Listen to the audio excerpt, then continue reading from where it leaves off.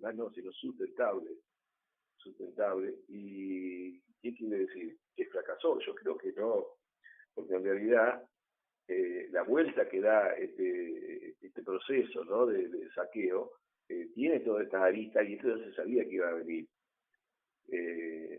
Porque empezó primero que nada con una devaluación. Cuando asume el presidente, provoca impone una mega devaluación, más de un 100% del peso en relación al dólar, y eso se sabía que inmediatamente iba a generar una fuerte inflación y un traslado de ingresos de las mayorías a un puñado reducido de corporaciones que manejan los mercados, ¿no es cierto? Esto generó un aumento de la pobreza que ya era muy elevada del gobierno anterior, y también concomitantemente una caída del consumo. Una caída del consumo que empezó en ese momento y que se viene sosteniendo de manera permanente en todo el país. Es decir, obviamente al no haber ingresos suficientes por parte de la mayoría, y obvio que no le alcanza para mantener un consumo, entonces viene cayendo el consumo.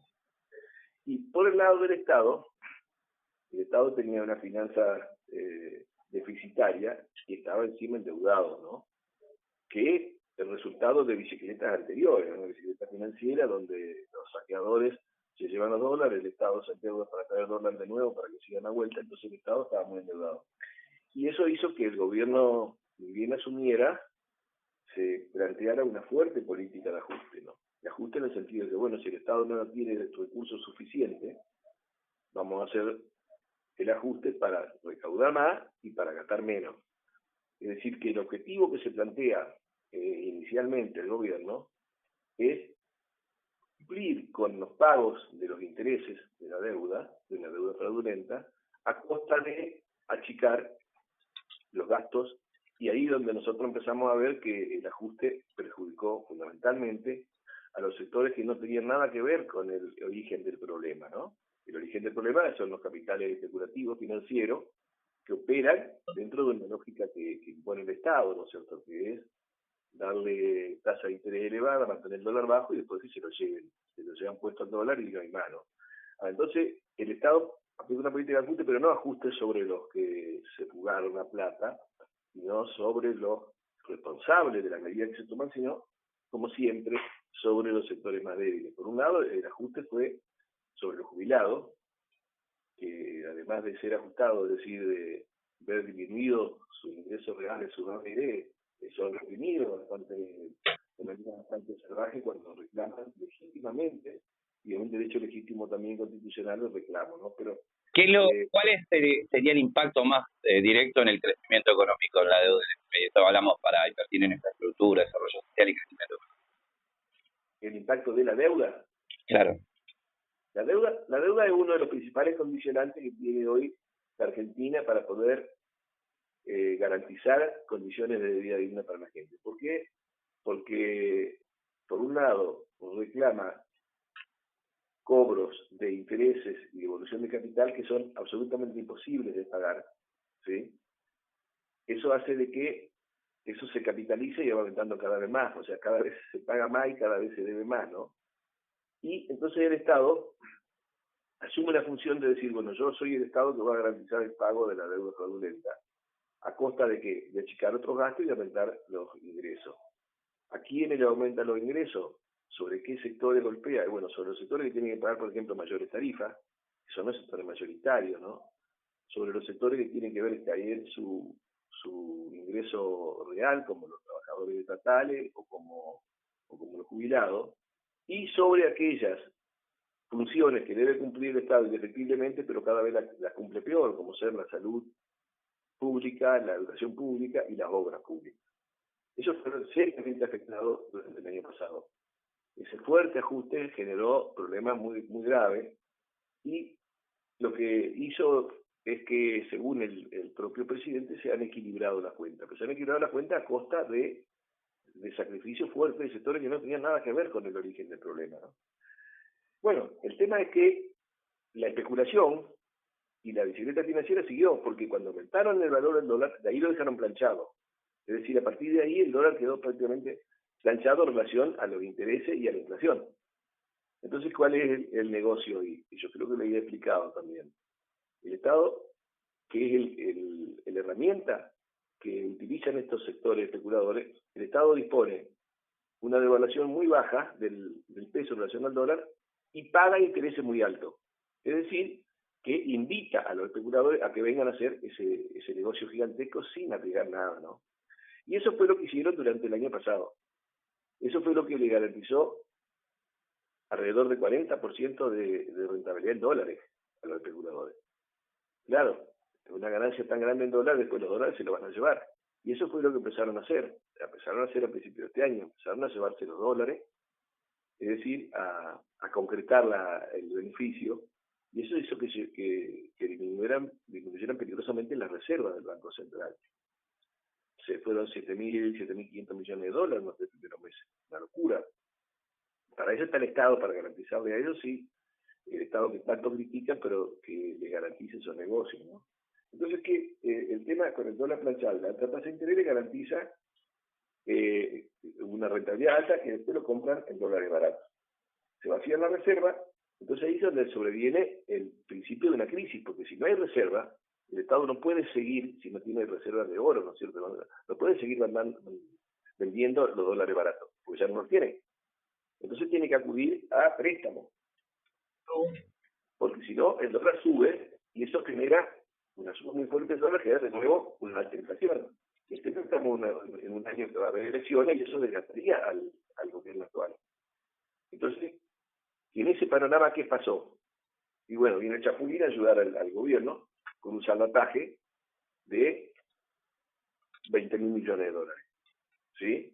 ¿Por qué? Bueno, porque este gobierno, según el Fondo Monetario, es un gobierno que ha hecho bien las cosas. ¿Por qué? Bueno, porque ha masacrado a la sociedad, porque ha afectado a los jubilados, porque ha quitado fondos a la educación, al transporte público. Entonces, un buen gobierno para ellos, obviamente, ¿no es cierto? Un buen gobierno, un buen representante de sus intereses, y que además lo que van a hacer es darle oxígeno hasta que pueda llegar el momento de las elecciones. Digo, ¿por qué oxígeno? Porque si no le dan los dólares, el dólar sube, va a haber una presión inflacionaria y bueno, obviamente el gobierno se olvida de buenas posibilidades electorales, ¿no es cierto? Entonces, con esto se intenta mantener controlada la inflación, pero a través de controlar artificialmente, ¿no es cierto?, el valor del dólar. Porque se pone una banda que va a garantizar que no va a subir más de E.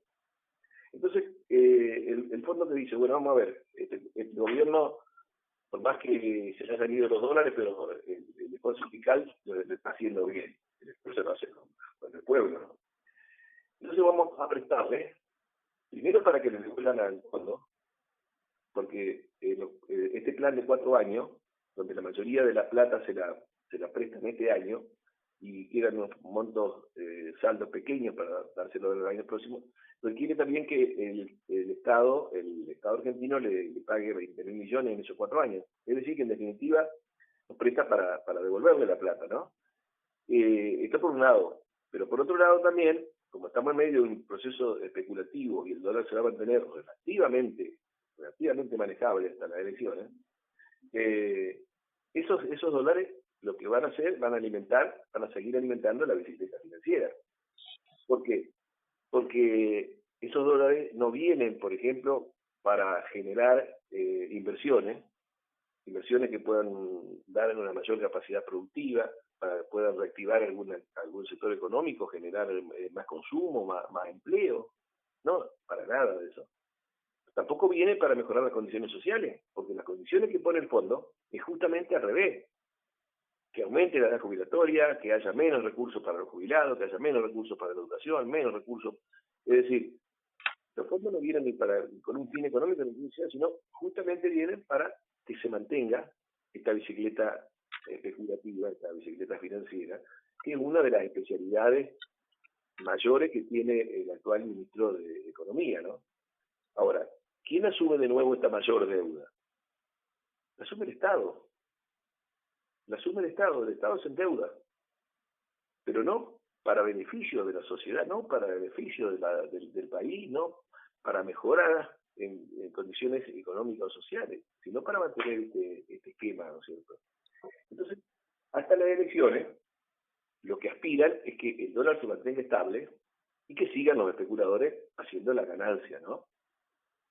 Y los negocios. El tema es que esto es como partear un poquitito la pelota para adelante, pero no trae ninguna solución. De fondo, al contrario, porque por un lado el Estado queda debiendo más dinero, por otro lado ya se sabe que todo lo que debe es impagable, y por otro lado, el tema es que el Estado se ha obligado a llevar a cabo una serie de medidas y de reformas que van a profundizar todos los aspectos negativos que traían los gobiernos anteriores. ¿Qué reforma le pide el Fondo Monetario? Reforma previsional, o sea, reforma jubilatoria. Hay que achicar el gasto a los jubilados. Los jubilados no son productivos, gastan y no producen.